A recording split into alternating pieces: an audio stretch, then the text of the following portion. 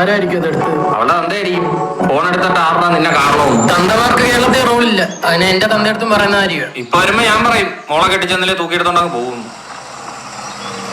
വരുന്നുണ്ട്.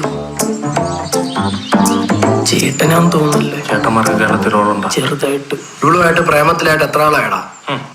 2 കൊല്ലോ? 2 മാസം ബ്രോ. നിന്റെ ഫോണിങ്ങെടുത്ത്. ബുദ്ധിമുട്ടാ. നീ ഇവളെ എത്ര തവണ മൊത്തത്തിൽ കണ്ടിട്ടുണ്ടാ? ഇന്നും കൂടെ ചേർത്ത് 1 വട്ടം. അപ്പൊ അതിന് മുമ്പോ ഇൻസ്റ്റാഗ്രാമത്തിൽ വീഡിയോ കോള്.